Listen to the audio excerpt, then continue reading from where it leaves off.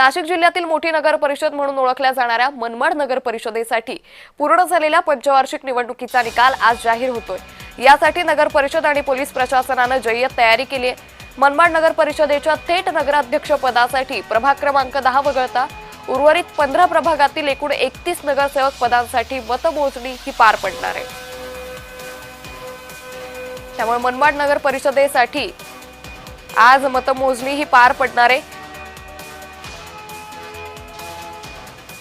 तर या संदर्भात अधिक माहिती घेऊयात आमचे प्रतिनिधी संतोष खताळे यांच्याकडून। संतोष, आपण पाहतोय मनमाड नगर परिषदेमध्ये आज मतमोजणी सुरू होईल। एकंदरीतच मनमाड नगर परिषदेचं चित्र कसं आहे?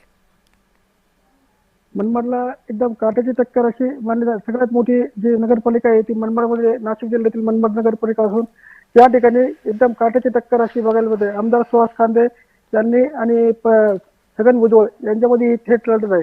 आमदार सुहास खांदे यांच्याकडून बबलू पाटील हे उमेदवार असून त्यांनी देखील मोठा प्रचार केला होता आणि त्याचबरोबर छगन भुजबळ हे त्यांच्यातर्फे देखील मोठ्या प्रमाणावर या ठिकाणी प्रचाराची सुरुवात करण्यात आली होती। आज त्याची मतमोजणी होणार असून या ठिकाणी मोठ्या प्रमाणावर पोलीस बंदोबस्त देखील तैनात करण्यात आला आहे आणि ह्या मनमाड नगरपालिकेच्या निवडणुकीकडे नाशिक जिल्ह्याचे लक्ष लागून राहिले आहे आणि याच सोबत राष्ट्रवादी काँग्रेसतर्फे पक्षातर्फे देखील रवींद्र घोडेसर हे देखील उमेदवार होते।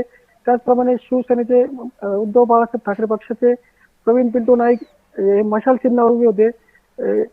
त्यांनी देखील मोठ्या प्रमाणावर आपली ताकद अजमावली असून आज होणाऱ्या या मतदान प्रक्रियेकडे आणि निवडणुकीकडे सगळ्या नाशिक जिल्ह्याचे लक्ष लागले। निश्चित। मात्र प्रशासनाकडून कशा पद्धतीनं इथे कुठलाही अनुचित प्रकार घडू नये यासाठी काळजी घेण्यात आली आहे? येथे सकाळपासूनच मोठ्या प्रमाणावर पोलीस बंदोबस्त देखील तैनात करण्यात आला आहे।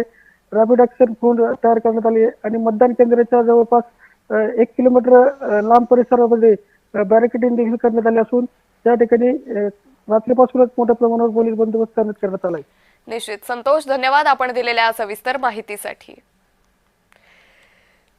त्यामुळे मनमाड नगर परिषदेसाठी आज मतमोजणी पार पडते। सकाळी 10 वाजल्यापासून ही मतमोजणीला सुरुवात होईल आणि दुपारी 1 ते 2 वाजेपर्यंत या सर्व निकालांचं चित्र स्पष्ट होईल।